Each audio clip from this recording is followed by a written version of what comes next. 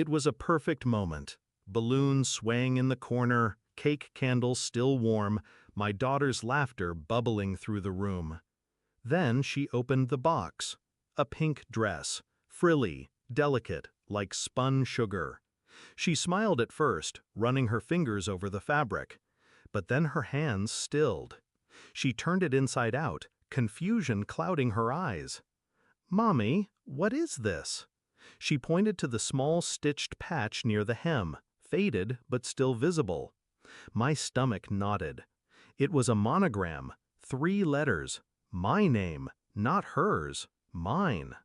And suddenly I was 7 again, standing in front of my parents wearing that same dress, the one they had forced on me for every special family occasion. Back then, I didn't understand why it was always pink, why it was always that dress. But I learned. It was their way of branding me, of reminding me I was theirs to display, to control, to humiliate when I stepped out of line.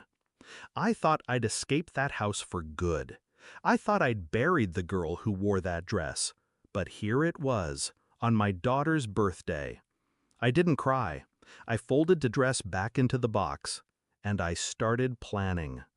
I hadn't spoken to my parents in 3 years, not since I left my father's business and exposed his creative accounting to the authorities. Not since my mother told me, in the coldest voice imaginable, that I'd ruined the family. They'd tried to reel me back in, letters, money, veiled threats, but they'd never dared approach my daughter. Until now. The dress wasn't a gift. It was a warning, a reminder that they could still reach me. That night, after my daughter fell asleep, I poured myself a glass of wine and spread the dress out on the table. Every stitch was perfectly intact. I traced the monogram with my fingertip, feeling the heat rise in my chest. They thought they could intimidate me. They forgot who they'd raised. The next morning, before their calls started, I went to my office. I pulled out the file I'd been building for years. Photographs, bank records, property deeds. My father had always been meticulous, but arrogance makes people sloppy. He'd funneled money through shell companies, hidden assets overseas, and used my mother's charity as a laundering front. I had proof of it all. I'd been saving it, telling myself I'd only use it if they came after me again. Now, the box on my kitchen table told me it was time. I didn't confront them. I didn't answer their calls. I simply made copies, 3 sets, one to the tax authorities, one to a journalist I trusted, and one to their lawyer. By noon, my phone was vibrating nonstop. When I finally picked up, it was my mother. Her voice trembled, not with fear, but with fury. "How could you? Do you have any idea what you've done?" I kept my tone even. "Do you have any idea what you've done? You tried to put my daughter in that dress." Silence. Then, cold as ever, "It was just a gift." No, it was possession, just like it was with me. You wanted to remind me who I belong to. But you forgot something. I don't belong to you anymore. And neither does she. I hung up. By evening, the first article was live. Headlines screamed about financial fraud, embezzlement, tax evasion.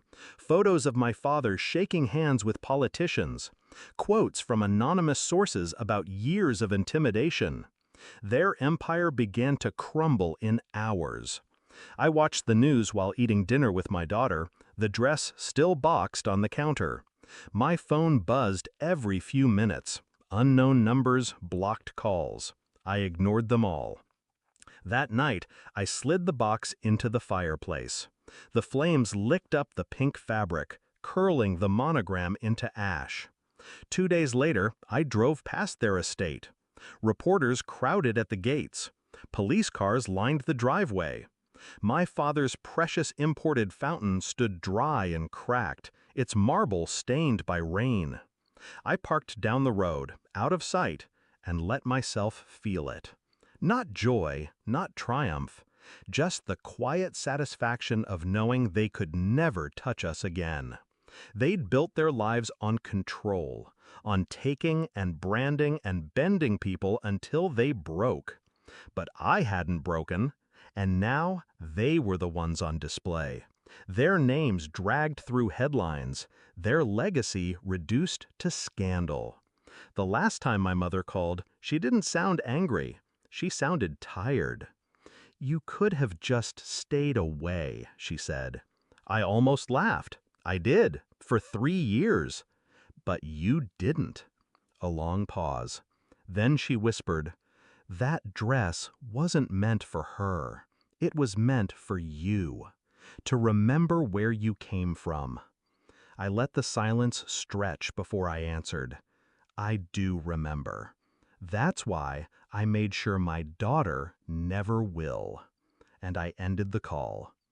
Sometimes when I see my daughter twirling in her room, wearing whatever bright, mismatched clothes she's chosen that day, I think about the little girl I was, the one who wore pink because she was told to, who smiled for photographs while her hands itched to tear the fabric off.